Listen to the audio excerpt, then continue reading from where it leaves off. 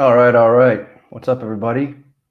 First time here, first time streaming. I'm glad you all could make it. I hope you're enjoying the content.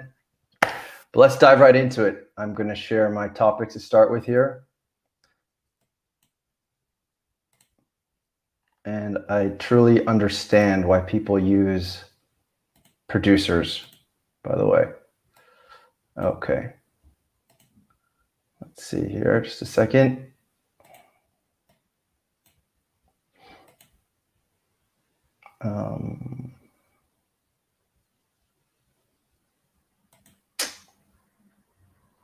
Okay, well, it doesn't quite look right. All right, well, we're gonna have to just work with it here. So we're talking about 5 topics to start with, okay? And this is totally not the way it's supposed to look, but I'm just gonna go with it. So the first thing right here, guys, is when Roham. This is what I was feeling the other day when I was listening to Top Shot office hours, right?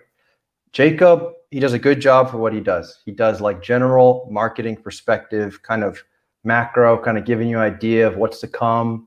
But I feel like we're missing something. And I feel like the market really responded in a positive way when Roham was on the office hours a couple months ago. We saw it immediately. Everybody just aped in to the Cool Cats Club, for example. Everybody was super pumped that the leader of the ship jumped in and gave his perspective. And I feel like that's what we're missing. And I'm really hoping that we get to see that soon. And lo and behold, we're going to hear from him. This screen share is so small, but we're going to hear from him on Tuesday during the first Mint Fest. And I'm excited to see what he has to say. I mean, I have a feeling it's going to be more like generic, more about like Flow and Dapper, and less so about Top Shot. But I hope to be pleasantly surprised. And either way, if he goes on there and just talks about operations at Top Shot, which I highly doubt he's going to do, I hope that he at least comes back to office hours, because we're clearly needing that. I don't know how many of you were in the office hours and how many of you were looking at the Discord, but there were many questions that were not answered. And this might be just because like there's no good answer right now. I mean, answers about operations, answers about supply versus demand versus new users. It's possible that they just don't have the right answers right now, so they just don't give them. But I have a feeling that that's more of an effect of maybe Jacob not being authorized to give that kind of information. And I'm totally just speculating. But when it's the captain of the ship, like there's no one else more authorized to give information. So I'm really hoping that we see that. And you know, you can leave your opinions in the chat how you feel about that too. The next thing that we're talking about is the cam mystery. And I really wish that this thing would be bigger because I have some fun images. Kind of sucks. But the cam mystery. Why was the dunk not included? And this is the first time where I would say that like collector FUD ever entered the chat. You know what I mean? Up until this point, it's been all about like investor FUD. It's been people who put their money in, have seen those valuations drop. But this is the first time I feel like there may be a little bit of collector FUD, which is I'm here to collect the best moments of the NBA season. This was arguably one of the top 5, top 3 moments in the NBA Finals. It's not part of the conversation. Why?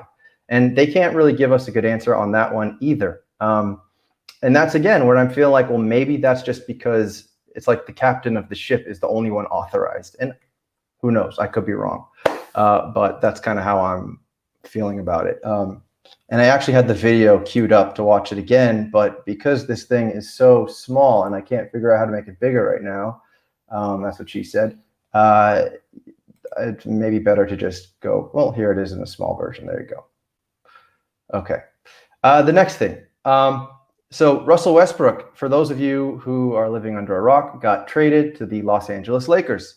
And what was interesting to me about this was that immediately after, or later that night, a Top Shot on their official Twitter showed this graphic, which was like, wow, look at the marketplace. The S2 jumped right after the Russell Westbrook trade.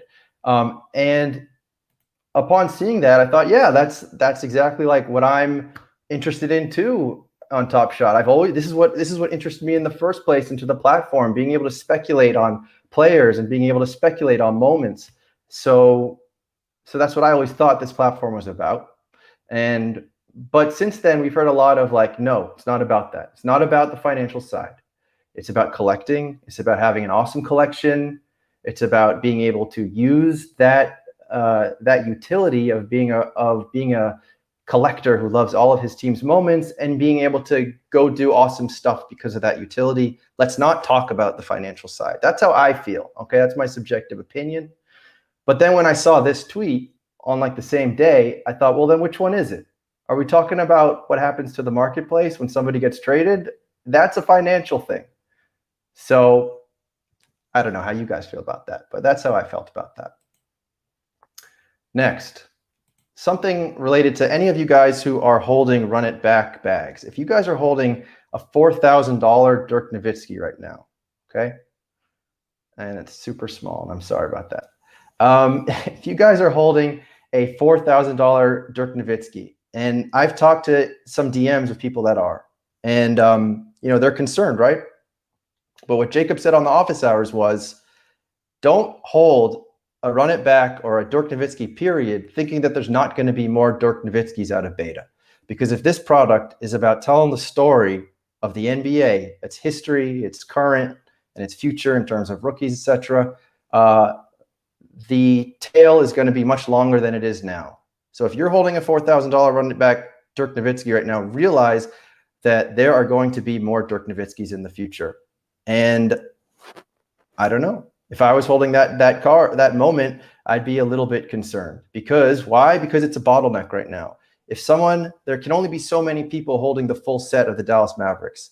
And to do so, they need to hold a $4,000 Dirk Nowitzki.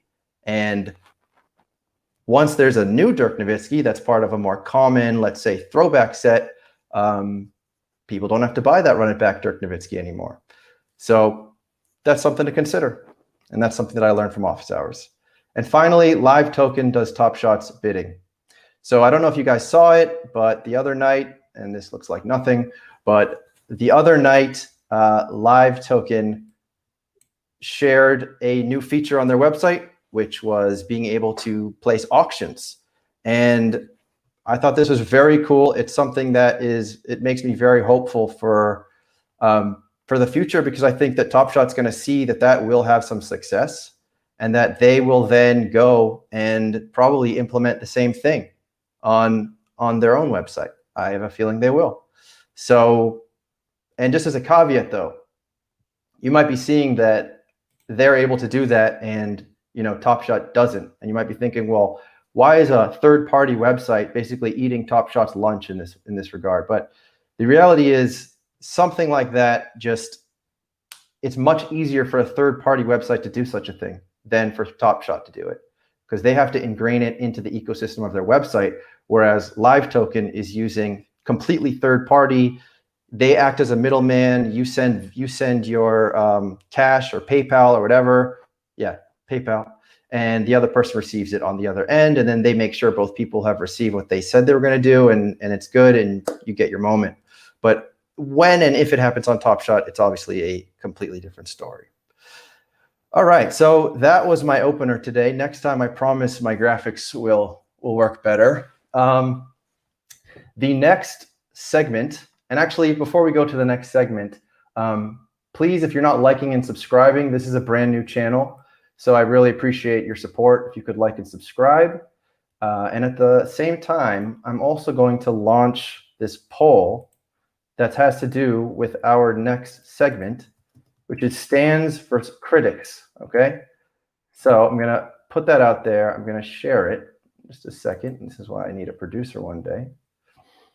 Gonna copy that.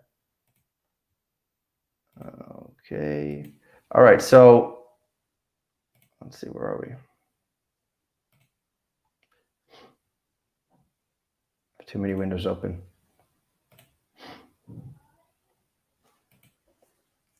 Okay, here we are. Sorry about that. All right, so I'm going to put the link right here.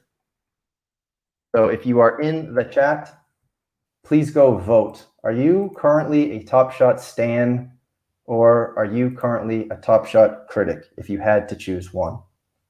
Okay. And right now we are waiting for some of our critics and stans to show up right now. So hopefully they do. Let me just see what's going on here. Hold on. So Jay's over here. I might just bring up Jay if these guys aren't in here yet. Same for everyone. Yeah. So we can start. So there's Aaron. What's going on, Aaron? So Aaron, I sent you that link. You got to click it. It's the StreamYard link. Go into our chat and go find it. Yeah. So Seabear, you say you're both. What do you do? Well, just kind of, which one are you 51 on? Choose that one. You're 49 on the other. Take a side today. That's what you're doing. This guy's a Top Shot stan. Maybe one day you can jump on the Top Shot stan versus critic conversation then. Stan, another Stan. We got Stans in the house. What else we see here? All right, okay. Let's see what this guy says. Looks like a flagrant take. They can't make decisions based on not pissing off the guys that were lucky enough to get in early and rich. So that's an interesting take, because the people who got in early and got rich, that is like a small percentage. The people that were part of what blew up Top Shot were people who got in right around when it was going way up. So yes, there are some people, and you know what? The Donovan Mitchell situation was a good example of, like, if you're gonna reward a bunch of people, you're gonna reward that small crowd as well. So it's like, it's either you're not rewarding people or those people also are gonna get rewarded. I'm talking as someone who is not one of those early people. I'm a bag holder. And when that Donovan Mitchell thing happened, I thought, they could have done something different so that, like, the people that are already the people who got like the low serial Donovan Mitchells didn't also get like the Dapper credit and also got the extra pack. I mean, to me, that one was actually kind of an obvious one, which they didn't do for whatever reason. They may not have had the correct information at the right time, because I think that came out with like Taylor Stein's article, and they may not have had that information. But I think in general, if you're going to benefit like a large percentage, a lot bigger percentage of those people are people who are down bags right now, like who got in before, let's say after February. So like February and March was when all the marketplace activity happened. Like, you can go look up the numbers. It's in one of my past videos. All that activity happened, and anyone who is buying anything during those months is down. And some people aped in hard, and they're down hard. So yeah, there's some people are early adopters and many are not. Many are not. Here's another interesting one. I'm still waiting for the people who are not showing up. Jay, can you get in that chat in the back end and try to get people in the waiting room? I don't know why they're not showing up.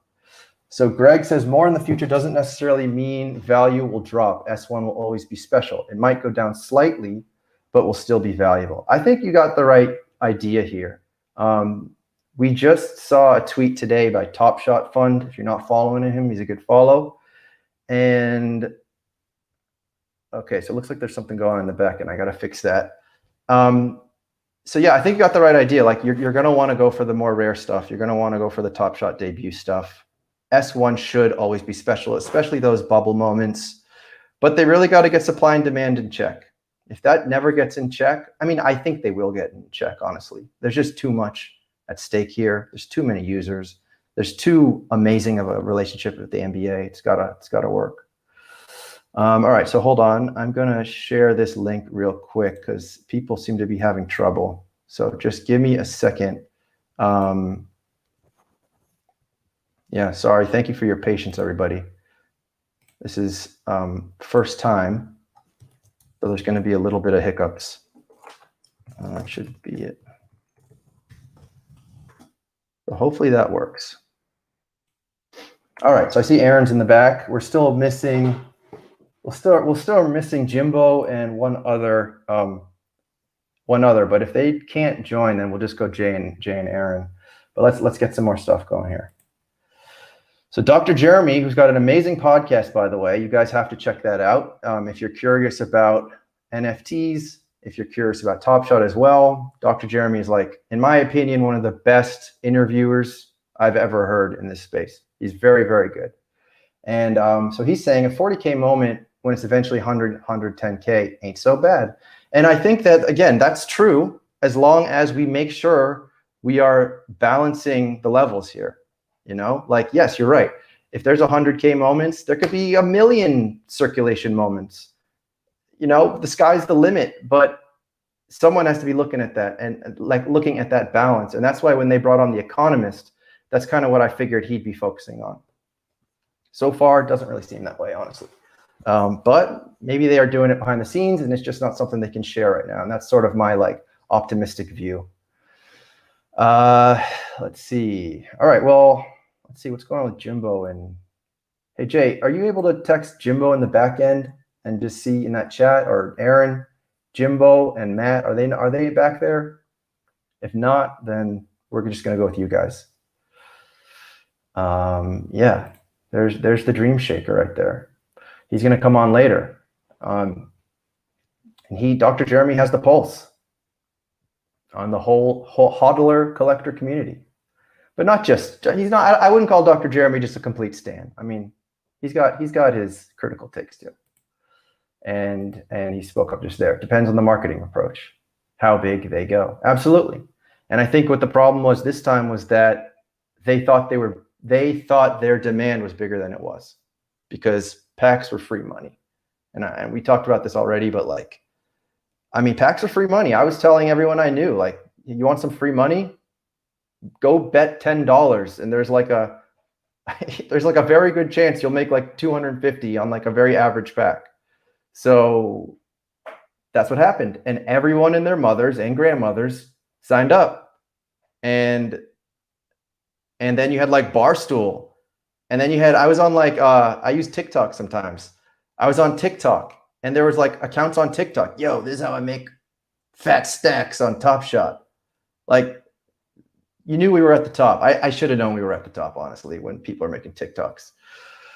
But yeah, that's what it was. It was free money. So no one can say no to free money. And it helped out. And it created this immense appearance of demand. So what was Top Shot to do? I mean, you almost can't fault them. But at the same time, they were raising money. I don't know. We're not going to get into that. But they thought there was a ton of demand and they acted accordingly. And that's how throwdowns packs happen, right? All right, so I'm going to give these guys another like 2 minutes. Let me just take a quick look at the back end if they're having trouble or something. But Ming Chang says Top Shot should market hard when the season starts, like the game openers, and do a promotion with utility during the start, even at the actual games too. Yes, Ming Chang. That's exactly right. They should. And they should go hard in the paint. If you've ever seen these like DraftKings, the commercials are so often that it's honestly annoying. And I feel like if Top Shot does anything like that, then we're going to see a similar effect. It's just a matter of time.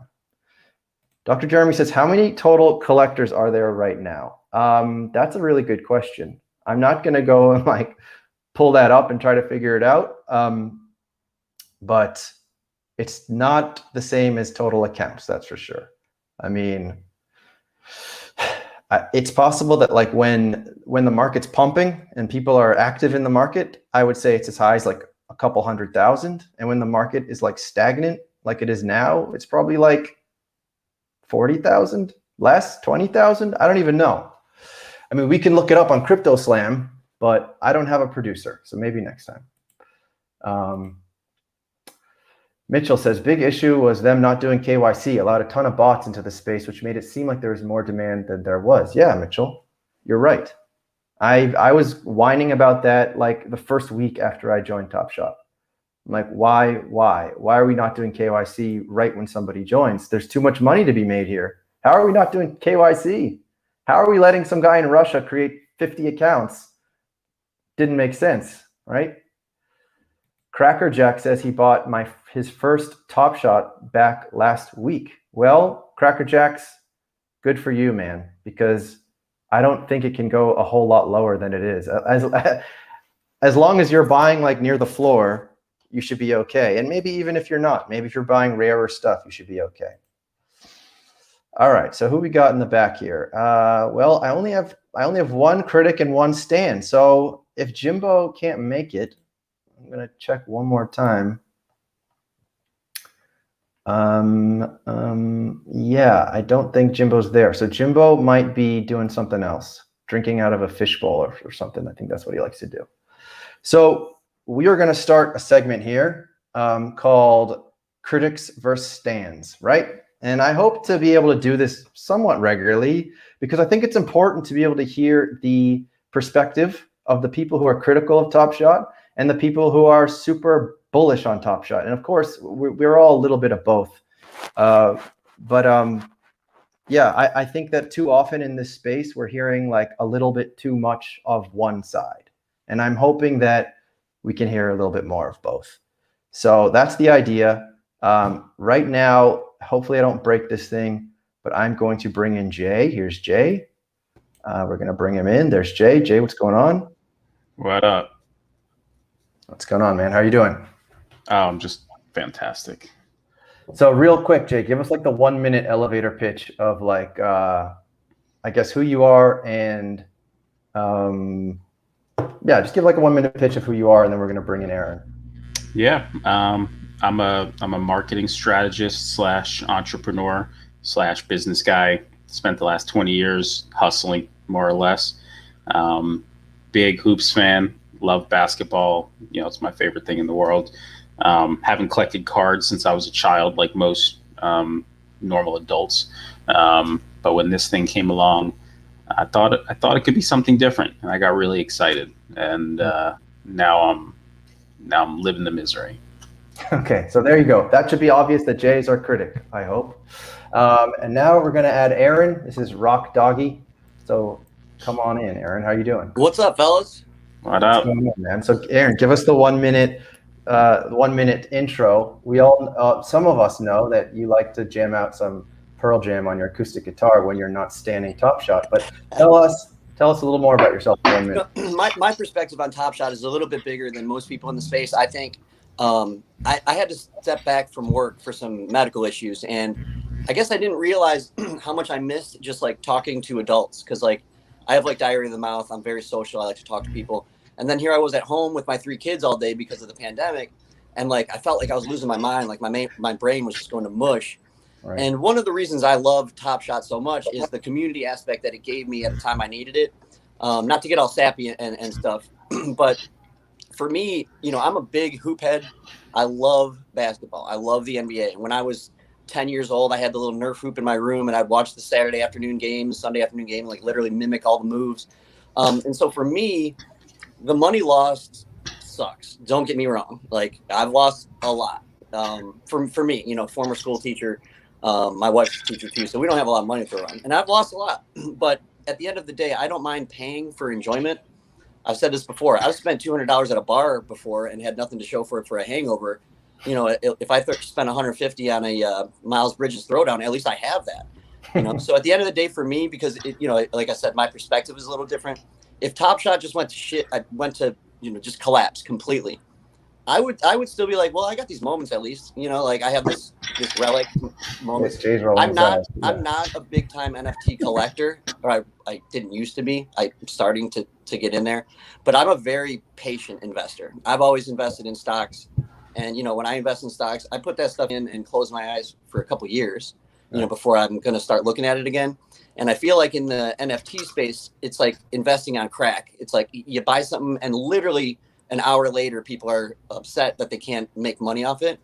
And that's just not the way it works. Like at some point, these NFTs are the good ones will survive and the bad ones won't. And it's going to be the same in the sports space. And I think the reason that Top Shot's going to survive, by the way, I got the t-shirt on just to represent. All right, so hold on, Aaron. Let me cut you off real quick. No, I know that's hard. Sure.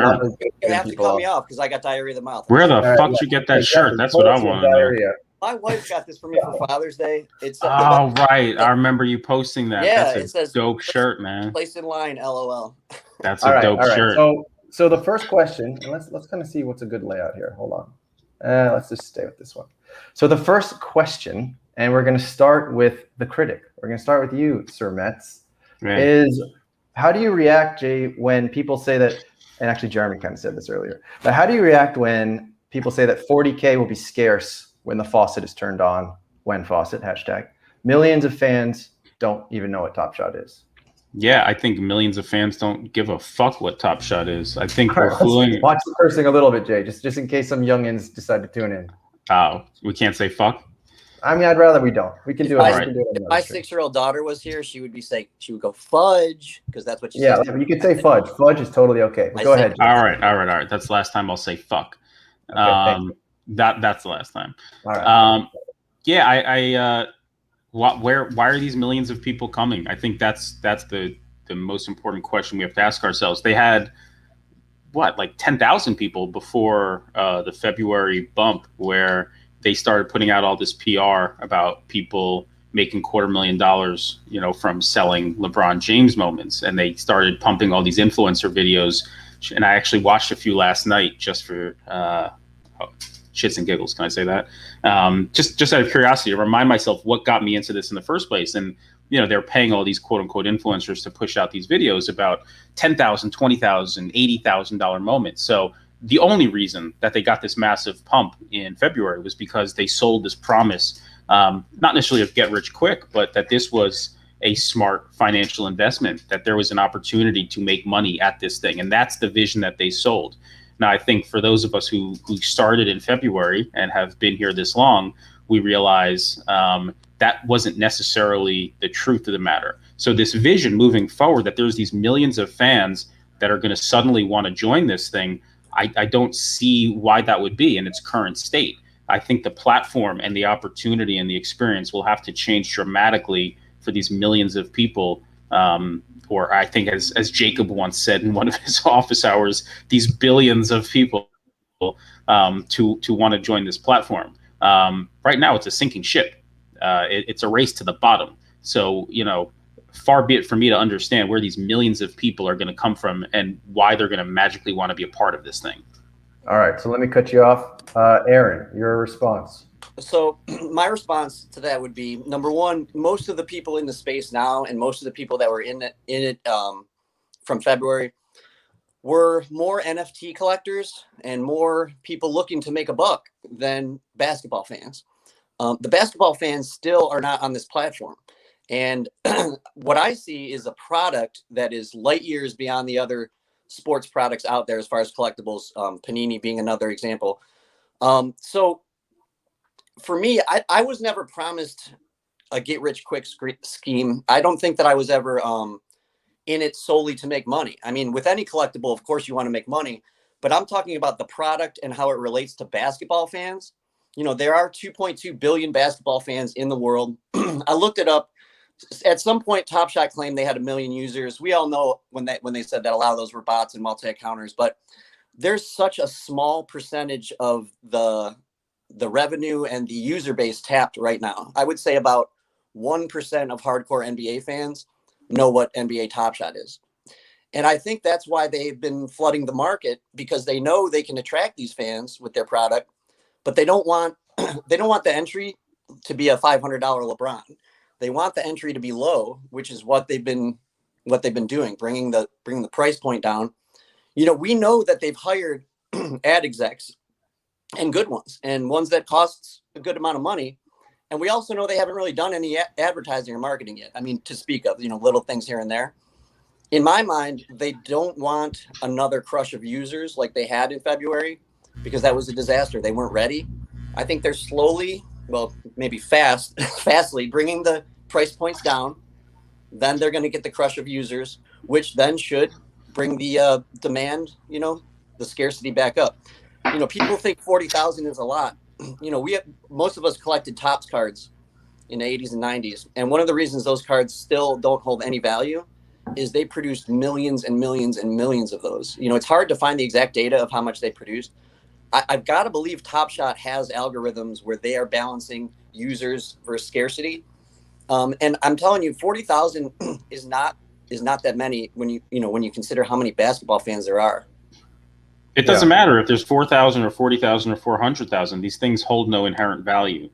Part of what they sold us on was this idea of utility, right? By rewarding collectors for accumulating these things. I don't want to collect cards, bro. I collected cards as a kid. I'm an adult. I have zero interest in collecting digital cards, like zero interest. And I don't think most adults do. Then what brought you to Top Shot? I mean, if you don't want to collect $250,000 LeBron James moments. That's what brought me and a lot of people who are angry at Top Shot. They sold it as an economics play. They sold it as an investment. That's a good question, though. That's a good question to Aaron. Not to Aaron, collect cards. I don't want to collect cards at all. but hold on. So Jay, I saw that article too. Aaron, were you It wasn't aware just that one article. It was no, there was two influencer. very popular It was articles. influencer videos. It was everything they put out was about the economics of this opportunity. Right. That's So- what sold a lot of us. So Jay is talking about these influencer videos and these promise of money. Like that's Yeah. not. That's not what I saw. That's not what hooked me. I got Yeah. hooked in through. I follow Awesemo. He's DFS. I love FanDuel, DraftKings, things like that. And so I kind of came in with that crowd. But for me, it was never. I didn't even I don't even know what influencer videos you're referring to. I did see the Wall Street Journal article that was hard to miss. Yeah. And that was obviously eye-opening. My first pack, I think, was a Rising Stars, and I sold the Facundo Campazzo the next day for $350, which is in my head, I was like, something's wrong. This can't keep going. But I'm not gonna lie. I mean, that was something that kept me going. It was the quick profit at first, that. But it's not even just back then. Still today, almost everything that Top Shot leads with is the values of these moments. They talk about whether or not packs are positive or negative and what you should expect. We're fooling ourselves if we're making believe this is just equivalent to collecting cards and that it's okay that these things will continue to decline in value. They're trying to play both sides of the fence, and I think that's one of the critics' biggest criticism. They have to decide who they want to be. They have to set forward a roadmap. Is this something that you're just collecting purely for the love of the game and the financial piece is not important, in which case they need to get rid of a lot of the financial language that they push out there? Or is this something akin to day trading? You can't have it both ways. And I think a lot of people feel like they've been trying to straddle that line and sell both messages. Yeah, don't call it an asset, whatever you do. Right. They're not. Either it's an asset or it's not. Right. And if it's not an asset, then you need to deliver on this idea of it's the future of fandom. And they sent 8 people to a game, and they sent 8 people to the draft, and then 99% of people have gotten literally 0 out of this whole idea of fandom, except if what you're saying is what people are looking for, which is I found friends. And if that's the case, fine. I don't think that's enough for people who've lost money on the platform for the most part. Yeah. Well, so again, with the whole NFT space, and like I was saying, NFTs are like investing on crack. It's just not normal to invest in something in February and already decide that it's a bad bet. At least for me, because what if it's down 90%? Well, of course. Listen, it's down 90%. We all should, all of us that got in February, me included, should have seen that graph and how fast it was going straight up, straight up, straight up. I mean, that's a bubble. We should have known that. A lot of people. How do you know when you're getting into something for the first time? How? Because I sold the Facundo Campazzo for $350. That's how. Nothing goes. I bought a Jared Allen for $450. I thought that was the market because that's the story that Top Shot was selling. That was the market. All you had to do is look at the graph of sales, and that right there should have been an eye opener that this cannot continue. These packs that double, triple your money when you buy them. That's an unsustainable product. That'll never. Then they shouldn't have been paying influencers to push out videos saying this is a financial investment that you can't go wrong with. Specifically, what are you referring to? Because I do want to check those out. I don't know really what you're talking about. So instead of having an enjoyable night last night with my wife and watching a movie, I decided to go on YouTube, and it had nothing to do with coming on with Tandy. I was just curious because everything moves so fast in life these days. I can't remember what I saw or what I consumed back in February or March, but I know whatever it was, it excited me. So I decided just to do a simple, and you could do the same thing. Just go on YouTube and search Top Shot and go watch the videos that Top Shot promoted and sponsored back in February and March. And it was super funny. There was one dude was doing a video, and he talked about this Steph Curry at a 3,600 moment, right? The season 1 moment. And I saw somebody posting something yesterday about they were trying to sell it for $400 and they lowered the price to $375 or something. And that same moment was profiled in one of these influencers' videos. And it was I don't know, I want to say $3,700. But it was being showcased as one of the cheaper moments. If you want to get in on this and you want a Steph, this is probably the one to go for because it's only $3,700. So it was all finding. It was all numbers. They were not selling this idea of anything more than this is a financial platform. They changed it too. Jay, hold on.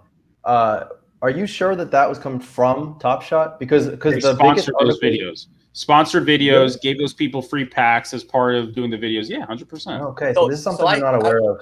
I was going to say something about that because one of the first people I started kind of following the space was Steph, and she is constantly getting barraged about things like this, that she's getting somehow paid by Top Shot, that she, you know, but she doesn't. Like they've given her a free pack here and there. Yep. But I think there is a common misconception that these influencers are somehow paid by Top Shot. No. These were paid influencers. These videos were paid. Steph is not paid. I want to know who. Do you remember? I feel like we need like Jay. We need to take those videos and like bring them up so we can actually look at them. Maybe not today. Well, I'm not doing that now, but we'll do it next time. Yeah. So let's do one more question. And this one is actually suggested by Dream Shaker. And this question is, so you guys just talked about, I think you just talked about Steph Pseudo. So for those who don't know, Steph Pseudo is like an NFT / Top Shot personality. She's got a big following. She puts on these like live streams very often. And she used to be a Discord manager for Top Shot. Oh, there you go. Thanks, Aaron. So Steph and her sister both put out lots of content. They're actually really great at what they do. But one thing that they have in common is anytime they get a pack, they don't open it. And recently, the legendary pack, they actually both hit. I don't know if they both opened it, but I know that Steph famously opened it, sold it all, and wrote on Twitter, I guess I'm a rent seeker, or something to that nature. Yeah. So I guess my question, and whoever wants to take this one first, is does this put some FUD in your heart, or what do you make of this? Not at all. I mean, I think she did a smart thing. The finals packs to me are rough because you're at the mercy of the rosters. And so you're getting a valuable card, but not necessarily a valuable player. Now, she did get Booker, and it struck me as so funny because people at one hand like yell at her that she's a Top Shot influencer, that she's a Top Shot truther, and then when she gets a pack and actually sells something, they yell at her that she's a flipper and a ret sinker, and she's not real and all that. And so it's just like you just can't win. People are just mad. People are mad. So this guy says that Steph sold everything. I actually was not aware of that. I don't. If that's true, then it's nobody's business what Steph does. I mean, yeah, you're right. We don't need to look into it. Yeah, it doesn't matter. We could all know because of the blockchain if we want. Also true. She was giving away moments the other night. I'm pretty sure she didn't sell everything. Okay. I mean that part doesn't matter. I think legendary and MGLE, by the way. Meagle. All right, the whole Meagle thing needs to go to bed. Meagle. She sold her MGLE. So Tandy, I think this is probably one of those topics where anybody with a brain can probably agree on this one. Like, it's capitalism. It's capitalism. Like you do whatever makes sense. Again, this is a financial product. We can kid ourselves all we want and say it's not about the finances. It's about making Twitter friends. But no, this is a financial product in a financial platform, and there is a race to the bottom, right? There is no incentive right now to hold these things. They've teased, right? And they've promised and they've claimed, by collecting, by being a real collector, we're going to reward you. But nobody's seen that yet. There is no kind of real world utility yet. If you are a holder of your favorite team, you haven't gotten anything for that. You haven't gotten closer to the team. So all that is kind of, but this stuff takes promises. This stuff takes time. Everything takes time. Yeah. But it's 2021. It's the digital space. They're an $8 billion valuation company. They've got God knows how much in investment. If they see the writing on the wall that people are getting impatient and months are passing, and this Cool Cats Lounge that's supposed to be what is it? The Soho House of the internet, bro. I've been to the Soho House. I don't feel like I'm in the Soho House right now. Are you? So no. You can't. Do you have the Cool Cats? I do actually. One afternoon when I heard Roham say, the Cool Cats collection is, because I didn't join until February, so I wasn't really part of it, and I really didn't get into it until early March. I didn't collect while the Cool Cats thing was happening, but when Roham came out and said owning the Cool Cats collection is basically a free pass to ensure you'll qualify for all the rare and legendary drops, I was tired at that point for getting none of those packs. And I'm like, you have to be able to get access to these packs if you want to succeed in this platform financially. So one afternoon, I bought the entire Cool Cats collection. And it was a very arduous process because the platform kept breaking on me. So yeah, I'm a Cool Cats collector. And, I've since upped my collector score, played that, pump and dump game, to a decent level. And I've qualified for every rare and legendary since, and I haven't scored a single one of them because of their randomizer. But anyway, going back to the Steph conversation, she'd be an idiot to not sell at the highest number she can, because any of us who are paying attention see this thing goes down every single day. So why hold if you know your investment is going to be worth less tomorrow than it is today? It's not her fault. It's a race to the bottom right now. And people got to cash out when they can. But don't you think we're pretty much at the bottom? I mean, you think it's going to keep? I mean, it goes down every day. How are we at the bottom if it goes down every day? People keep undercutting each other. I'm talking about floor moments, like base moments are down to $3 and $2. Like they're not going to go under $1. Why? They might be worthless. They might go down to zero. Here's the thing. I think it's very possible they go down to zero. Yeah. No, they can't. It's impossible. The market won't allow it. I think people still buy them. I buy Panini, and I'm not trying to FUD Panini because I wouldn't have bought the packs on Panini if I didn't think it was cool. But they just started their blockchain. I bought probably 20 packs so far. Every single day I list the same 20 cards. And some days, sometimes I'm listing them for $1. It's an auction system on there, so people have to bid on them. And I think in 2 weeks I've sold 2. So it's like you list them and nobody's buying them. And I want to undercut. I can sell in less than 5 minutes. And so but that's what's happening. It's all undercutting. Up a little bit because I got things are being sold based on undercutting. That is the only way to sell things right now. So again, go for it, Steph. Sell while you can for as much as you can. Last thing I'll say, because I know you got to move on, Top Shot. I think in 2 years, the people that have sold for a loss are going to regret it. But that being said, there are some moments that are never going to get back to where they were in February, early March. They're just not going to get back there. But as a whole, I think that floor moments right now of All-Stars are the way to go. And in 2 years, those are going to be good. Not financial advice. Okay. So, I think the nice thing, at least we can all agree that, and I'm going to bring the rainbows out and the iced coffee right now, which is that at least, whether you're a critic, whether you are a stan, what you have in common is you have passion for Top Shot. We can't deny that. All right. So let's go here.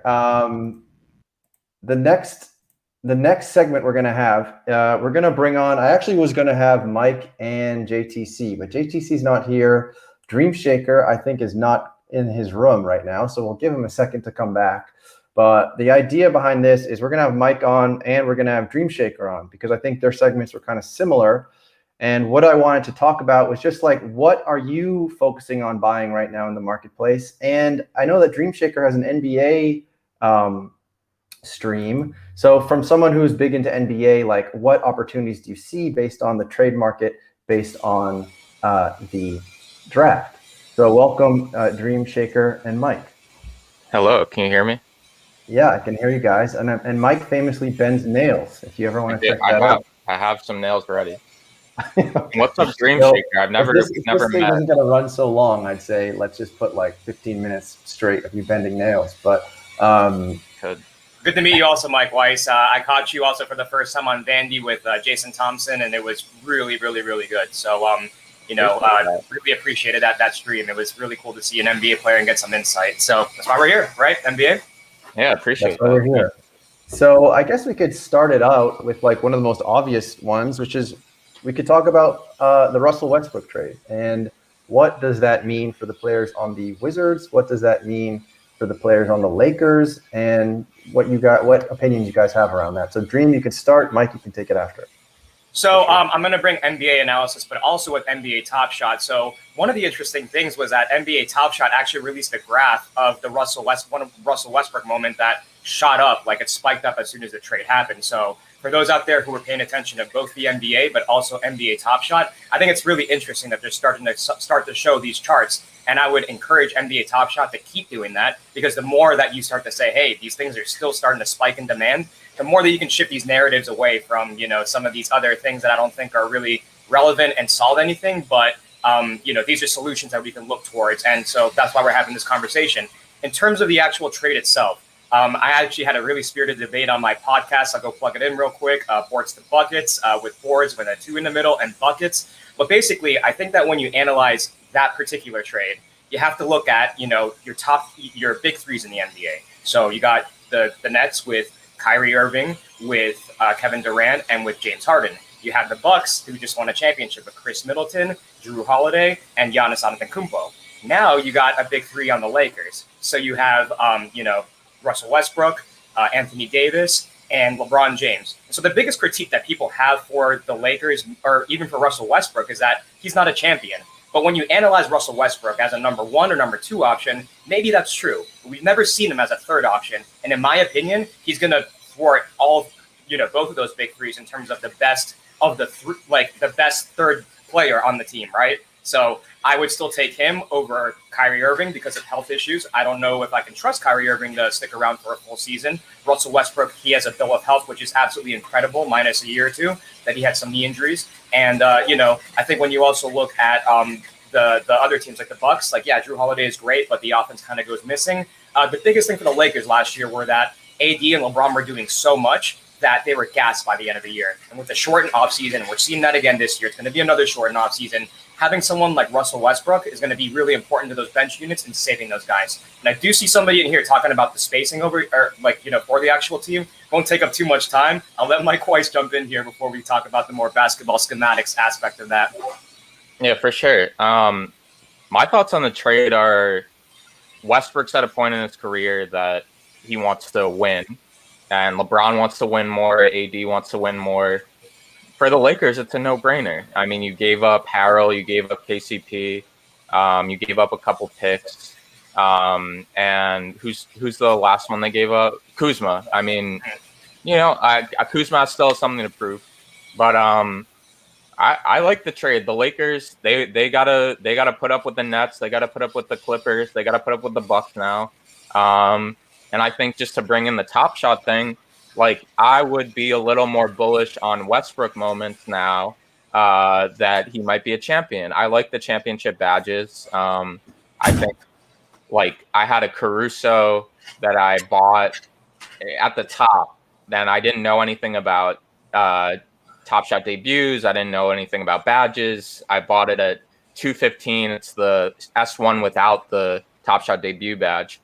And I bought it at $215, and when they put out the championship badge, it spiked it was $30. I was going to buy another one, and I didn't. And then it spiked up to $70. Now it's back to 40. But I like the championship badges, and I think Westbrook right now, I mean, I would wait till S3 till it's his Lakers season to necessarily buy those. I like the triple-double moment. But yeah, I think it's a no-brainer for the Lakers. Cool. Are there any other players that you think based on the draft? So if we're talking about, for example, the top picks of the draft, how do you think, which of these rookies do you think is going to be flashy enough to be hot on Top Shot? I know I made a video about it. I basically just cheat coded it and went directly to Pack Reviewing's comments. I don't know enough about these players to really tell you who I believe is the flashy one in the group. I don't know who the Zion is. I don't know who the Ja Morant is. Do you guys have any takes on that? I'll let Mike go first on this, just because, I have a couple takes on the draft, but for me, it's going to be more of a wait and see approach with the summer league. There's questionable fits with some of the players. There's certainly a lot of talent. So in terms of the actual draft itself, just a very even keeled, a lot of very even players. Some can pop off more that were drafted later. It's just going to be a matter of kind of sussing these things out. But there really is, I would say, no real Zion besides Kate Cunningham for number 1. But I'll let Mike take the rest on anyone that he sees as a for sure guy. I have one in my head that nobody's really talked about. So, I'll say him in a bit. But Mike, I'll let you go from here. Okay. Yeah, I'm not a huge NCAA guy, so I didn't really watch a lot of these guys. I think it matters a lot what team they're on. So, Detroit, you're going to have – Cade is going to have a shot to do whatever the heck he wants. And you're going to have on the Rockets, Jalen Green is going to have a shot to, Kevin Porter Jr. drop 50. I think he's the kind of guy that can do that too. I would love, I'm a huge Knicks. I'm not wearing a Knicks shirt, but I'm a huge Knicks fan. That I'm from New York. That's my team. So, I want the Knicks rookies to be able to do their thing quickly. Was a amazing surprise. They really haven't hit on a lot of their draft picks. Kevin Knox, Mitchell Robinson's been decent, but what's his name? Quentin something is the Knicks guy. So I hope he can come through. But I'm not super knowledgeable on the draft picks. So you go for it. So there's a guy that the Denver Nuggets picked up named Nashawn Bones Highland. The Nuggets struck so well in the draft. Just they don't need to get a top 10 pick to get an impact player. And if they do, they land guys like Michael Porter Jr., who are the best players, may not play for you that first particular year. But I always keep an eye on the Nuggets picks. Bones Highland, I have no idea how he dropped so low. This is a guy who has a player comp that I even struggle to be able to put together, somebody who plays like him. But he just got such a bounce off the dribble with the ball in his hands. He's so wiry and so quick. I mean, just think about the quickness of how De'Aaron Fox kind of moves around defenders, but with the gazelle-like speed of Kevin Durant and the length of Rondo. It's he's got a lot of stuff going for him. I think he's only 6'3" or 6'4", but he's got a 6'9" wingspan. He was right after the Knicks. Yeah, Quentin Grimes is the name of the Knicks guy. But Bones was picked right after, right? And I saw Jack Settleman, who's another big Top Shot guy, was like the biggest regret the Knicks will have was not picking Bones Highland. So. You guys do need shooters, so I do think that it was good to. There's a philosophy when it comes to the draft for those who don't know, and it's going to always be a never-ending debate. And it's, do you choose the player that fits best for your team, or do you choose the player with the perceived highest ceiling that will be the better player in the long run? And so there's always a chasm there. So for you guys went more of the fit approach to go and build some shooters around your guys' players. So certainly going to keep my eyes on that, but. Nuggets constantly go for ceiling. I tend to lean on that side of the debate. So for me, Nashawn Bones Highland is somebody who people should keep an eye on because the general public will not be looking at him for quite some time. And I think that he can have some minutes in the rotation immediately on the Nuggets. Okay. Well, it looks like we got actually someone who's going to be on the stream event initially, JTC. So JTC, I'm going to bring you on. You can also add a take real quick. I mean, we're going to move on pretty soon, but let's bring you in here. So there's JTC on his phone. On my phone, yeah. So don't curse, Tyler. Yeah, no cursing. This is for the children. Wu-Tang is for the children. I don't know where y'all get that information. I don't curse. All right, good. Well, I don't know, but all right. So yeah, JTC. Anyway, nice to have you on here. I guess the original idea I had was for you and Mike to talk about what you were targeting in the market actually, and that's actually and Dream. You could also talk about this too if you wish. Oh, you can't hear me? Oh, we might have some technical difficulties. Okay. Can you hear me now, JTC? Sorry, I had a long go off. 1 second. Okay. All right. Well, anyways, maybe next time, JTC. That's okay. We got to keep it moving over here. But I think the last thing we can talk about is you guys could just tell me, is there anything right now that you are actively buying in the market? Are you buyers right now? Are you waiters? Are you sellers? What are you guys doing right now? Dream, you go first. All right. So what I'm doing right now is I'm actually doing an off-season NBA, Top Shot show where basically we're going to walk through team by team. Talk with the super fans out there, because for me, the moments are much more than the play on the actual floor. Yesterday, we had great Sacramento Kings fans that were on and telling us about how they were in the arena, in the bubble, on the cam when one of the moments the De'Aaron Fox Series 1 was there. So when I see those kinds of narratives and I think about the ripple effects that can have within just even the hoophead community, for me, I'm targeting a lot of those kinds of moments because, I think that there's a narrative and aesthetic value to a lot of these things, and the market prices right now are good enough. So I'm definitely chasing low value moments that just look really cool or have a historical significance for team fans, because if we assume that team fans are going to come to the platform, then they will similarly share some of those same feelings about the narratives that we may not be privy to. So I'm doing that on the show right now. So that's one way that I'm able to just go team by team and pick the ones that I find of the most buy low, sell high opportunities. So I've covered several of them in previous shows if anybody wants to go check that out. But mainly too, we kind of touched on it before with Russell Westbrook, but when trades happen, it's definitely something that you want to be privy to and keep an eye on. One thing that not a lot of people know enough about is that the best part of the NBA year, a lot of people would argue, isn't even the finals. It's NBA free agency. It's the it's the decision. It's when ripple effects happen, and we saw it on draft night how just there was almost so much attention drawn away from the actual draft And so I think that when you look at players leaving and players returning, it creates an opportunity cost that you have to keep an eye on. So one that just happened recently is Nikhil Alexander-Walker, who was the backup shooting guard on the New Orleans Pelicans. He's extremely talented. Look him up on YouTube. Summer League guy that I kept my eye on for a couple years. But his starter that he had ahead of him, Eric Bledsoe, got traded to the Oklahoma City Thunder. I'm sorry. I didn't see that. Yeah, Eric Bledsoe got traded out. So now all those minutes are going to be opening up for Nikhil Alexander-Walker. So keep your eyes on, whether they do sign somebody else. I speculatively went and bought that, thinking that he's just going to be the guy going forward. Even if they sign Lonzo, he's naturally going to be the starting two there. We're talking about a guy who's going to go from 15 minutes a game to 30 minutes a game. He had a 30-something point game last year towards the end of the season. So the talent is certainly there. And that's what I look for, is not necessarily like, the Russell Westbrook part of the trade, but okay, if you have other pieces moving, what playing time is going to open up elsewhere. So I'm going to try to cover as much of that as I can during, the actual free agency. It's going to pop off real fast. I'm going to start buying things really quickly. So if you follow me on Twitter, I'll be covering that in depth because it's going to be so much fun, I think. So Dream, put your show in the comments or something, and I'll put him up as a banner. Appreciate you have a future career as a politician. Yeah. I'm like, is this piece of paper white or black? Well, let me tell you first about a conversation I had the other day.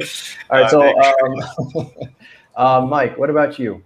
Yeah, for sure. First, I want to give a shout out. Somebody's shouting out Anywhere's show. I see Sarabia, so I appreciate that. But yeah, I have a lot of the same feelings when someone gets traded. Like for example, the Westbrook trade.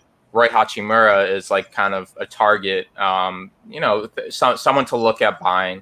Then I talked about Westbrook being the possible championship badge, like when Jordan Nora and the Jalen Smith debate of like who's going to be the first 5 Badger. That was fun to get in on that speculation. During the finals, I bought 5 Pat Connaughtons before the game 6, and it was stupid. Like I was hoping that. I called it Patter Day. I was like, damn, like, what if we have a repeat of the $85 top? It didn't happen. I got out at like $20. But I'm a big cereal guy. Everybody knows I'm a 666 guy. I have about 10 of them so far. So I like cereals. I like low cereals. I like guys who seem like they're going to get a lot of opportunity. I like throwdowns, actually. I made a tweet last night that the throwdown floor is now at 32. Terrence Davis and Will Barton are, I've never done a challenge, and I'm not someone who has done any team sets, and like the collector score thing. It's tough because if you're going to go out and spend a lot of money for the collector score, and then you get in Q2 and you had a 2% chance for the finals legendary, and Q1 you had a 12% chance. I'm one to buy just what I like, not necessarily go for the team set, go for the collector score, whatever. I buy what I like. I buy good cereals. I buy guys who I think are going to be good, and I buy 666s. So but I'm always I'm posting what I buy. Yeah. It's not necessarily for the devil, but I'm just a 666 guy. But yeah. So let me ask you real quick, and then we can move right along. But I thank you guys for being here. And Dream, share your blog. I mean, not your blog, your vlog or your podcast. Put that in the comments. Did it? I can put like a banner up or something like that. And Mike, you can also promo your website as well, just so we know. And I'm sure we'll come back to you guys in the future. I obviously put like 1,000 people on this first time. So while I'm talking, I'm gonna bend a nail so you guys can get the experience. So I've already put it in the wrap. This is the nail I'm bending. It's just a regular common nail, and I'm gonna do it. So Anywhere guys, anybody who's seen the stream, we're not NBA focused, but we've had a lot of NBA guys on, and here we're just gonna do a little common nail. This isn't the hard one. This isn't the level 4, but this is just the regular nail. So for in terms of Anywhere, we have a stream where We give away Bitcoin, we give away Top Shot moments, we give away that kind of stuff. And we look for creators that are for our platform. We're not NBA focused, but we love NBA guys. Dream, you were talking about the Jason Thompson podcast. He's our newest NBA talent, we call them. So we're looking for celebrities, actors, content creators, Twitch streamers, people with a big following who, you know, their fans want to pay for them and they want to get that experience. They want to have a video call one-on-one. They want to get exclusive content, DM with them. So we love NBA guys because like we're talking about here, the NBA has a built-in fandom. So like, you know, for Jason Thompson, he's the longest tenured Kings ever. So we had guys in there in our stream that like just love the Kings. They wanted to ask him questions. So we're always looking for NBA guys. They're actually a priority for us. But we're looking for actors. We're looking for reality TV stars. We're looking for musicians, kind of anything and anywhere, you know, we want to be at the forefront of that fan interaction. So our Twitch stream is just a small part of that, but the Venywhere app on the App Store at Google Play is really the main squeeze. So it's just Venywhere, anywhere. If you want to download the app, if you want to look us up, follow me on Twitter. I'm talking about that, and check out our Twitch stream. You know, we're doing just fun stuff on the Twitch stream. So Awesome. Thank you, guys. Thank you so Tandy, much. can I just mention one thing before we head off? Because I'd be remiss without saying it. We talk about utility all the time. So one of the things that we'll just go and preface is the reason why I'm also doing this exercise is because there is a good opportunity to just go stock up on low value moments, which when the fantasy season comes and hits around, trust me, everybody's complaining right now, but utility in fantasy for this kind of platform and collectible, it's going to be there. And there was still great numbers all throughout the time. It's basically free to play. You get something out of it. I just can't stress enough that when you just go and, for instance, when Jamal Murray got injured, that to me was a sign to race the market and go pick up Monty Morris. Monty Morris then becomes an actual bottleneck moment for a playoff challenge that happens, and people might remember that, where it spiked up to like $35 or $40 for like some kind of showcase thing that they were doing in the playoffs. So one thing that I'll preface, you know, before all this is it's the off season right now. Don't wait, if you're going to even consider doing fantasy, don't wait until that moment in time when everybody else is going to rush to go and pick up fantasy players. That's actually time for you to go and sell the ones that you buy today if you choose not to engage in fantasy. But the market will, you know, end up coming back for at least that form of utility. And even if it's a small little bump, if you care about basketball and you just want to start stocking up right now, down the road when your player is somebody who can be foreseen as a good fantasy player, flipping opportunity or hodl, whatever. But I just wanted to go and preface the fantasy aspect of this because that's also what I keep my eyes on, is stocking up on as much of the NBA as possible. So I got all my tools ready for me to go and win some packs in fantasy. Cool. So just wanted to say that. Yeah. I think we're going to see a lot of interesting ways they use showcases and quests and things like that to reward the people who are holding those moments. And, you know, we'll see. I hope that they have a lot of ingenious ideas for providing real utility beyond like the 0.01% of the fans. I'm really hopeful they figure that out. And I do think they will eventually figure that out. I think that, it's early. They were put in a position that was tough and they're trying to work their way out of it. Anyways, thank you guys so much for making it onto the show.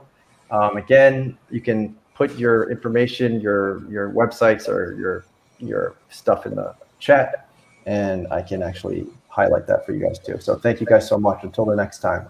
thanks, Appreciate it, man. Thanks for having us on. All right. So what are we going to do next? Next, we are going to, first of all, if you haven't liked and subscribed, please do that. This is like this channel had 1 subscriber when I started it today. So please like and subscribe. Then next order of business is right here. If you guys want to win the Christian Wood Cool Cat, you need to go to my Twitter and retweet it. I found that out the hard way this morning, that you cannot run those websites if you just do it by comments and likes. So word to the wise to you guys who do giveaways, you have to have either retweets or follows, or else you're going to be doing it manually like I did. So go ahead, go and retweet that. It's on my Twitter account. So go ahead and retweet that so that we can get you in there. So next, I think we can rip a pack. I know I have someone here. He's a friend of mine. He also goes by Tandy on Twitter. And so let's add him in here. We're going to try to figure out the technical side. Hopefully it's going to work. If it doesn't, then I will just rip my pack. But let's just try this. So for the sake of this podcast, Tandy 2. How are you, buddy? Top Shot Tandy. How are you? In the flesh. It's me. It's me, Tandy NFTs, aka my Tandy, aka I flipped 100 miles bridges for $1 profit each, aka oh farts, I'm holding bags. How are you, Top Shot Tandy? Oh farts. Oh farts is right. So see if you are able to share your screen. Well if first, not, let me get on that. But just thanks for having me.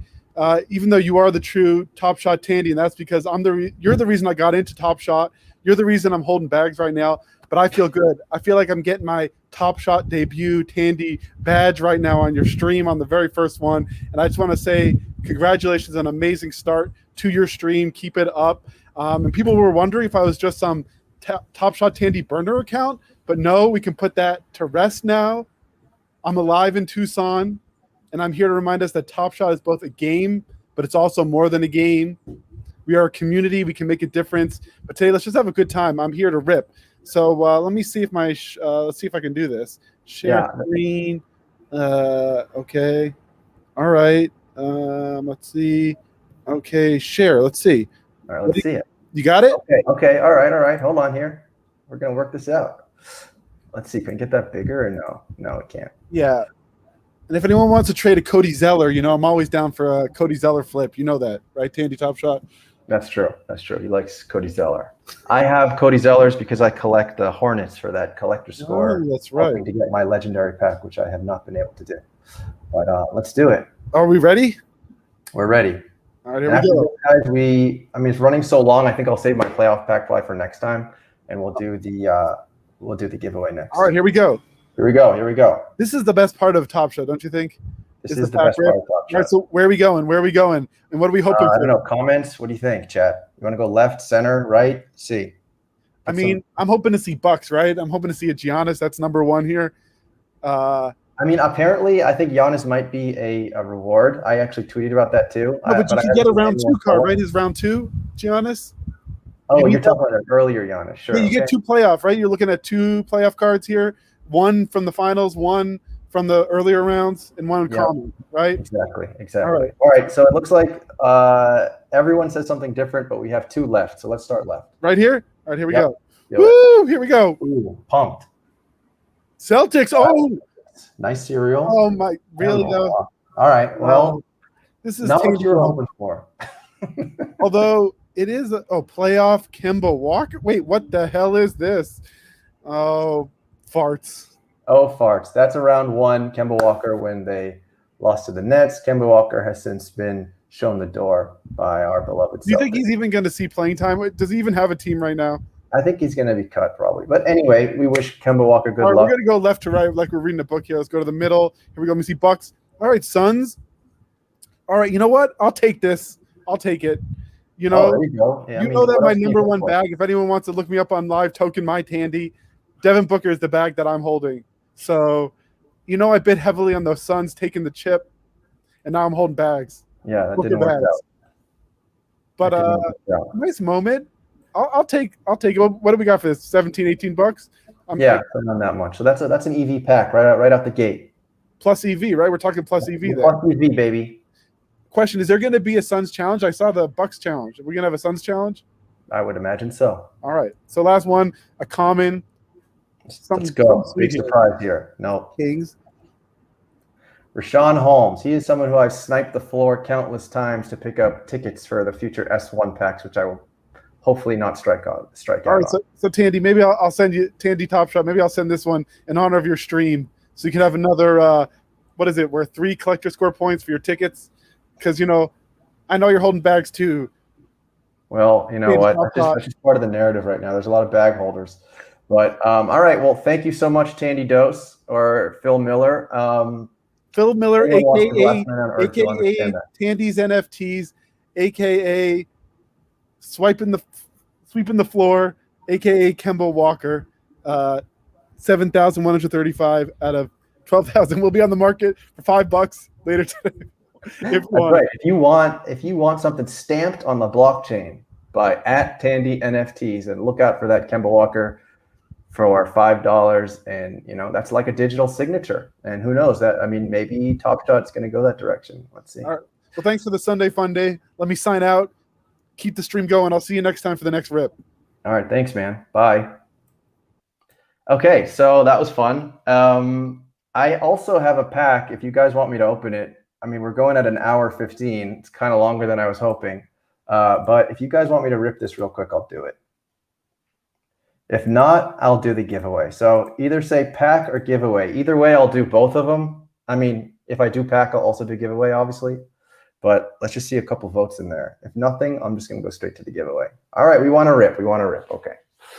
Let's get it going then. Let's see here. Where's my producer at? Let's go. Tab. All right, pack. The people want their pack.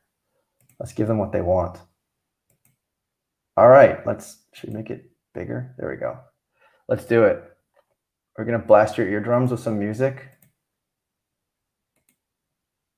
I actually don't hear anything, so that's fine. Let's do it. Okay, left, right, center. What do you guys want? Left, center, right. Where are we going?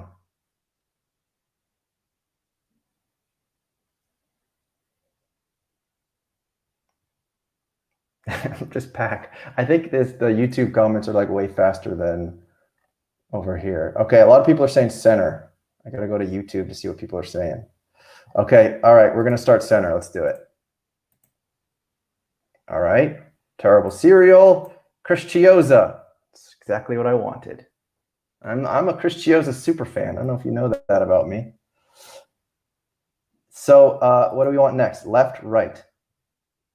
I see a lot of left. We're going to go left. Here we go. Jump shot, decent cereal. Chris Middleton, the very undervalued player on Top Shot. But he just put, who did he put on skates right there?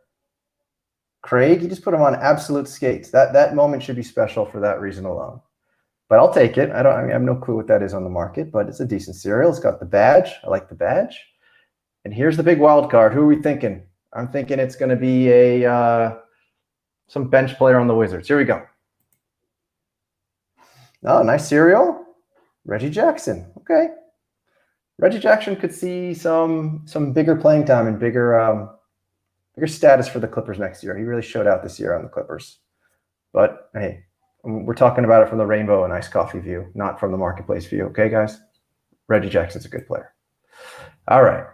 So now is the moment we've all been waiting for. Oh, someone said palindrome. Really? What was it? Oh, you're right. 31-31. That's kind of nice. I like that. Now let's do our giveaway. So if you haven't, this is your last chance. I'm going to put the link here again. Okay, that's the last chance. There's 30 of you, and like 5 of you are on the stream. So 25 of you have a chance at the Christian Wood Cool Cat. So I'm going to just give you guys a couple more minutes, and we will see who wins the Cool Cat. And again, thanks to all my guests. I think all of you liked the video as far as I could tell. I hope you guys are enjoying the videos that I put out during the week.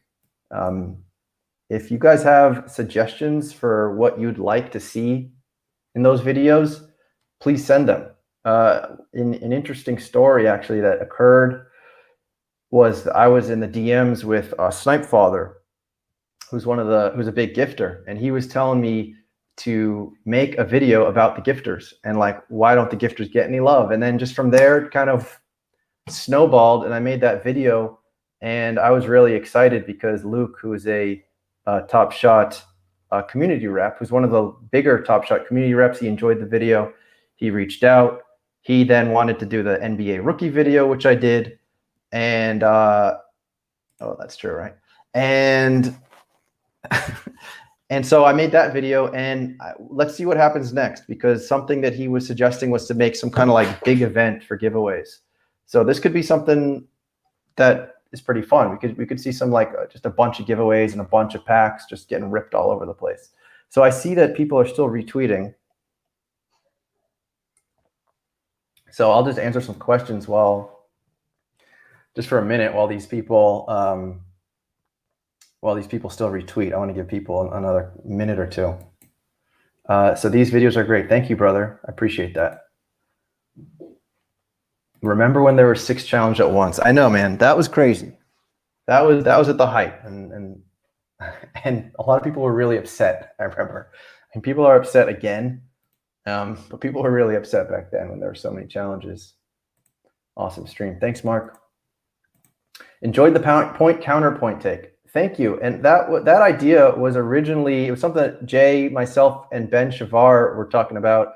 And I agree. I think the point counterpoint take is really valuable for Top Shot. We can't keep it one-sided. So as much as you may not agree with one side, you gotta like welcome all sides into the conversation. People are writing their Top Shot in here. Yeah, don't do that. You're not gonna win. Oh, sorry, that's Matt. Sorry. Yeah, Matt, go buy handbags with your wife, and if you get selected, the moment's yours. El Dumbo's really cool. Yeah. And Aaron, you were early in there, so I'm sure you had a lot of interaction with him. Okay. All right.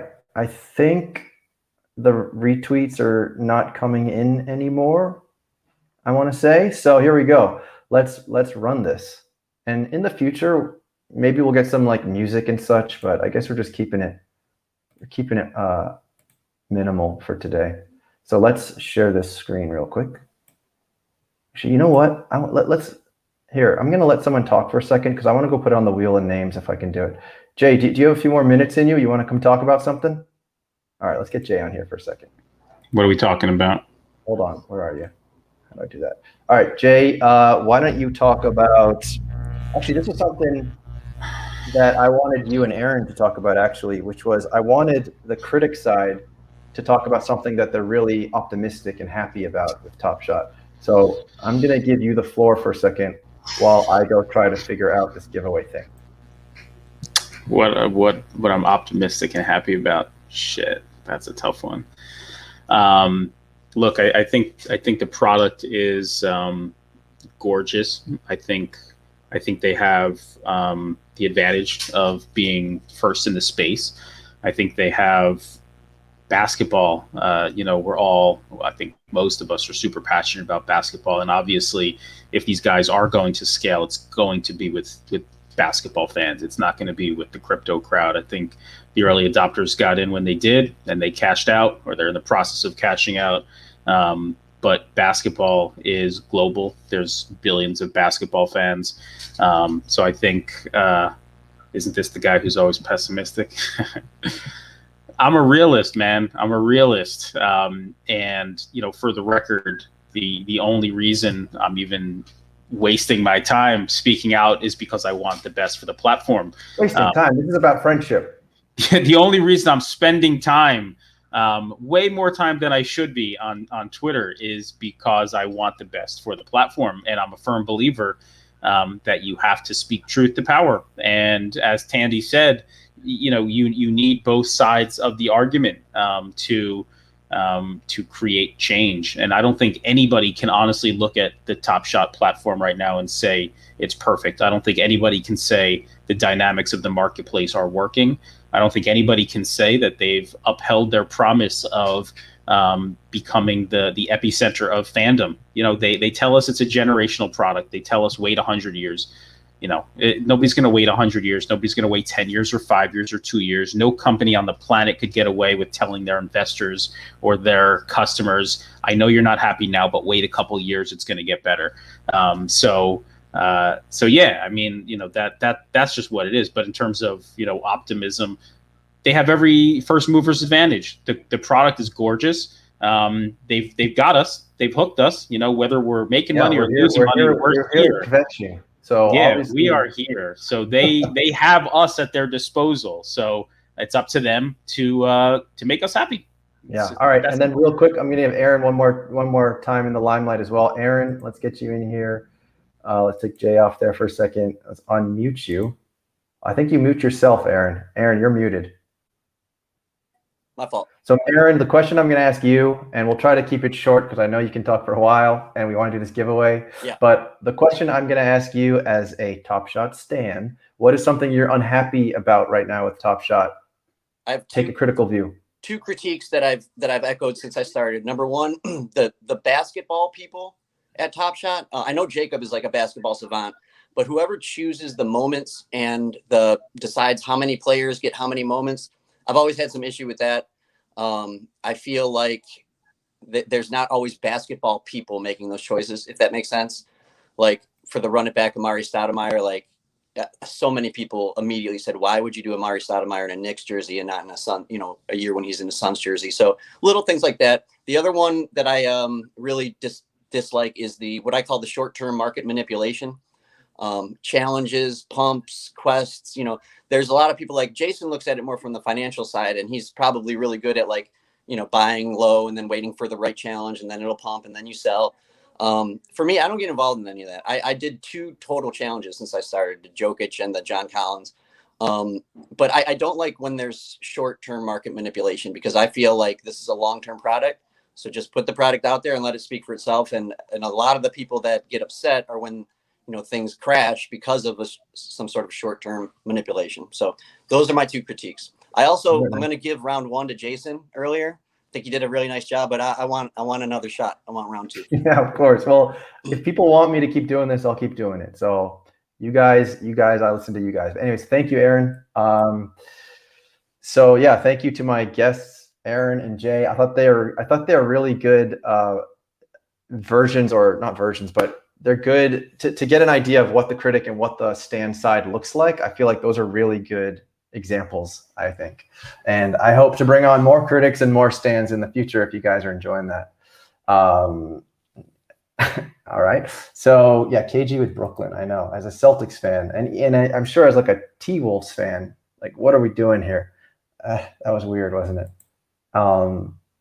And someone else mentioned Cam Johnson. So I don't know if you were here at the beginning of the stream, Chill Pill, and I see you all the time on Twitter. So hi, Chill Pill. But yeah, that like I said earlier, that was like the first example of like collector FUD, which is like, are you trying to tell me if we have an amazing moment and it's like, I don't know, some normally bench player or young player like just yamming it on top of LeBron James' head, does that mean that we're not going to see that moment on Top Shot? And I think that's like a real serious question, and something that we kind of deserve an answer to. And I just think that in the case of the office hours, it may have been the fact that like Jacob is just not the person who can give that answer. And that's kind of the benefit of the doubt that I'm giving. I mean, to go back to office hours for a second, like when I don't know if you guys go into the Discord during the office hours, but there's a lot of questions that have like 30, 25 upvotes that get ignored. So the question is, are they ignoring that? What's the reason they're ignoring that? Why can't we just be transparent? And that's kind of, I mean, who knows? Maybe I'll make a video about that. So, so Daniel says video rights. I don't quite follow that logic. If they have the rights to the games, but anyhow, one more and then we'll do the giveaway. The worst part is NBA won't tell us why the NBA wouldn't. Yeah, exactly. What if the NBA wants to profit off that moment instead? Yeah, I don't know. I mean, we're completely speculating here, but my imagination at this point is telling me that probably like if enough players or maybe just needs one player in the Players Association to be like no go. I don't know though. I mean, I if they told us that, I'd be satisfied. Like I don't think everyone would start trolling PJ Tucker on Twitter if it came clear that, or maybe they would. I don't know. Maybe they would. They probably would, right? I don't know. Thank you, Jeremy. Whoops, that's high praise coming from you. Thank you, man. All right, so why don't we get right to some fans don't want to be in the moment. I think you sign a waiver when you go see that'd be hilarious if like some guy eating popcorn in the back during like the LeBron something in my eye 3 was like, no. I don't want anyone to see me eating popcorn in the back there. Like I was with my mistress that night. Don't want to be on that video. I don't think so. So anyhow, I see Jimbo's in here. Hey, Jimbo. Jimbo, why don't we just like, since you're here, why don't we bring you in to like roll the wheel? I mean, even though, yeah, why don't we do that? I'm going to bring in Jimbo. Hi, Jimbo. How you doing? Oh, can you hear me? I can. It looks There, you're there we an go. addict Glad, on, like, I was able to get it to work on my phone. So I don't know if it's my laptop because now the Wi-Fi seems to be working, but my laptop won't let me join. So I don't know what's going on. All right. Well, Glad to it seems be like your here. connection was struggling a little bit. The syncing is a little bit off, but Gotcha. anyhow, that's Good okay. enough. I'm glad you're here. And for people who don't know Jimbo, and there's 40 people in here now. That's pretty cool. You guys just decided to come at the end, probably because you think the giveaway's at the end. But Jimbo has an awesome stream that he does regularly on Twitch. Too kind. And Jimbo is also somebody who was featured in my gifting video, and he's doing a pretty cool giveaway right now, which is related to the Olympics, under the impression that Top Shot can't do an Olympics-related quest. So he said, I'm going to do it myself. Jimbo, you want to talk about that for like 1 minute, and then we're going to spin the wheel? Yeah, we'll do the little shameless plug here. So I'm doing, if you look up at M2 Jimbo or Jimbo M2G on Twitter, basically Top Shot can't do a showcase for the Olympics is kind of what I read. They would be doing them if they could right now. And when Top Shot couldn't do it, I said, all right, fine, I'll do it myself here. Last week we gave away 3 moments of Olympians. This week it was I think Levine was in there, Dame, and then this week we're giving away the Luka Doncic, Thibault, and Rudy Gobert, the 3 teams who are in first place. And you had all the Banes, MK Ultra, and so all you gotta do is just make a showcase called Jimbo Olympics 2. And respond to the tweet, and you just need 10 players from any of these teams: France, Slovenia, Australia. 10 moments. You can stack moments. It can be 10 T-Slibables for all I care. Or if you have, it doesn't need to be unique. But that's kind of the shtick of it. And if you guys want to join, if you have the moments, feel free. Tandy. You want to get into these giveaways here? I have a extra one I'm going to throw in too because I feel bad. I think you already got one in here. Huh? But if you want to throw one into the viewers only, then that would be what's unique about this one. I'll throw an extra one in. Okay, cool. Like the John. All right, so as you guys know, and this is for this one I can do. All right, hold on. Let's get this random name picker going. Okay, let's add that in. Okay, so, all right. So, what are you throwing in, Jimbo? Would people in the chat rather have 7312 Cameron Payne or a 20,000 out of 40,000 Devin Booker? All right, let's see. That's what people think in the chat real quick. I'm assuming it'll be the Devin Booker, but I don't know what people would rather have. Let's see. Booker. Clap your hands. Okay, I don't know who that's a vote for. Booker. Let's look. Booker. I'm looking a trend here, Jimbo.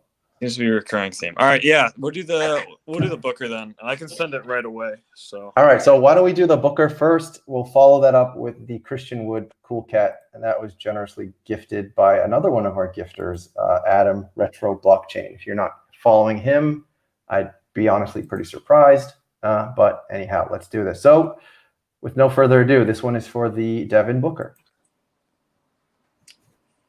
Sure. So, how many names on the wheel there? There's 35. 35. Sweet. All right. So it looks like we got Danaran Dan. I've seen his name around. So I guess that must be his Top Shot, Danaran Dan. Are you in the chat? It's gonna be hard for me to. I got I think my laptop's working now. I might switch over to that. I think that's this guy. I think that's Daniel Martin. That's the guy who goes to the basketball games with his mistress. Doesn't want to be on the highlights. Gotcha. So, Daniel, thank you. What is your Top Shot name? Yeah, that'll help. Or you can DM me on Twitter. But yeah, if If it's like 30 letters long, oh my, it's that long. Son of a Oh my God. all right. Dan Duran. Dan. All right, I will Dan. chat this to you, Jimbo. Yeah, Let me- okay. You got it? Dan. Wait, Dan Duran. Dan. We're gonna like spend the next 35 minutes just trying to figure out how many like R's and A's are in this Wait. name. I think Wait, there's just somebody one else R. typed it. Wait, who am I supposed to? Can you just? Yeah, can you? Jimbo, I am send going it to to DM Twitter that to you because on Twitter. Okay? other people are sending it as well. I don't know who to believe. Yeah, no. It's I'm fairly sure it's the Dan. Daniel That would make Martin. sense. Oh, I And spelled also it wrong matches the anyways. name. I mean, yeah, you're right. Other people are no. I'm pretty You sure guys, that, screw you guys. All right. I'm here. DM it to hold me. on. I'm gonna find the DM. I'm sending it to you now. Okay. Okay. Good. I just DM'd you on Twitter. I'm joining on my laptop. I'll be in a sec. Okay. All good. All right, so we're gonna remove Dan Aran Dan. Honestly, we probably should remove Adam because this is his moment. But how do we do that? Right here. I'm gonna remove Adam. Sorry, Adam. Okay, so we're at 34. Okay, here we go. Let's do it. This is for the Christian Wood Cool Cat. Let's do it.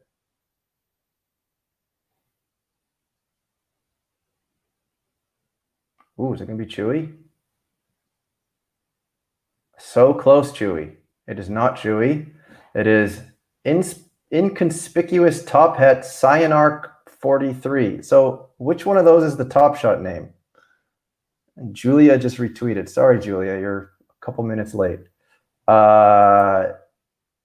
So I don't know who this is. Cyanarch Inconspicuous Top Hat. Cyanarch? Bob, can we confirm that this is Cyanarch? Somebody knows him? Okay, yes. All right, I'm going to take your word on that. Okay, so Cyanarch 43. The Top Shot name is Cyanarch 43. Okay, cool. All right. Well, that moment is going to come to you, Mr. Cyanarch 43. So I'm going to send that message to Adam, let you know. All right, guys. Well, that's the show. I mean, if you guys want to ask any more questions or you want to shoot your shot of a spicy take, but it's already been an hour and a half. So some of you might want to get back to your families. But we can highlight a few things here. Aaron saying, here's proof that Top Shot has a ton of users. People would only have their usernames if everything else was taken. Okay. Maybe. I don't know if that's the strongest take, but I'll accept it. All right. Okay. All right. Well, it looks like people are ready to go bend nails in this case. And I thank you all. And if you have any suggestions, the videos that I put out during the week take a lot of brain power and time. And so it's always appreciated if anybody has something they want to cover. I mean, I do have a couple ideas. So actually we got some hot takes. Why not? Hot take, something big coming for Cool Cats season 3. I think that's a good hot take, honestly. I think if they didn't, it would be like putting pie in their own face. It doesn't make sense. They keep talking about it. It wouldn't make sense. It would be just a terrible show on their part. So Jimbo wants to come back in. So there's Jimbo. Yeah. Yes, sorry, I had to cut back out there. Yeah, I mean, Dream, you're right. That pack in particular is EV. I was hesitant, honestly, because there was so much FUD in Twitter that I wasn't sure that it would be. And it appears like it was. Plunge Father made a post about that, like, if you went and spent $1,000, you would be able to get, like, basically the pack was worth like $1,000. The worst you could do was $1,000 on the market. My only question on that is if the floor was liquid, which he says it is. But I would agree. I mean, I wanted that pack. I did not want the Throwdowns pack, even though I don't know if you guys remember, but it was at like really late at night. For me, it was like 3 a.m. And like, I actually woke up hoping to buy it, and I'm glad in hindsight that I didn't. Yeah, I mean, I got in the line fully prepared to like. I didn't have $800. My brother probably would have loaned me $800 because he knew it would have been positive EV, like almost for sure. Like legendaries are always gonna be the best. I mean, if I were to buy cards right now, I'd only buy like Kevin Durant's like superstars and Series 1 or like rare cards. Yeah, I think you're right. There, like I said, there's a really good tweet by Top Shot Fund. If you haven't seen that yet, it's about how the circulation has like gone up and down from S1 to S2 on certain players. And basically, like if you're going to buy a LeBron, there's so much saturation in his commons and not in his rares. But anyway, UVO asks, why didn't I get Judge on the show? I want Judge to come on the show. I DM'd him. If he decides to come on the show, that would be awesome. Let's see. Would love to discuss the difference between the sports NFTs at some point. Okay, I need to learn a lot more about these other offerings right now. I can talk about it a little bit. I have some connection. Candy's help co-run, or Usman is like a team member on Candy, which is they have access to MLB rights. It's a project headed by Gary V, who I think will be on my show soon. I feel like me and Usman have talked enough that Gary may come on, which would be pretty sweet. And then like it's just like it's baseball, but it's not baseball moments. It's like baseball collectibles. Like it's rings and like other like they seem more collectible. Like it's run by people that I think are like very good talents to do it. And then like Top Shot, like I think they're hiring good talent, but I think they still are, and they still think of themselves as a startup, whereas Candy's running themselves like as if they've been a business for years. Like the website seems really smooth. They have really good communication skills. Like Usman is like very direct, responding to people about any questions they have, and like not the problems that Top Shot had like a couple months ago, where the website was literally a dumpster fire like half the time. I don't know how long you got in March, or was it February? No, I got in late February. But I think the question, I mean, what Top Shot's website was such a dumpster fire because it wasn't created for the demand that they received. But anyway, Jimbo, I would love to have this conversation longer another time. Yeah. I mean, I appreciate Jimbo, and anyone who's not following Jimbo, please do, and please go watch his streams. They're great. And do his giveaways. He's one of the gifters. He's a great guy. And I guess that's it. So I'm going to sign off. It's already an hour and 42 minutes. People's wives and kids and homework is probably complaining. Yeah. Oh, it's the summer. But anyhow, thank you everybody for watching, and until the next one.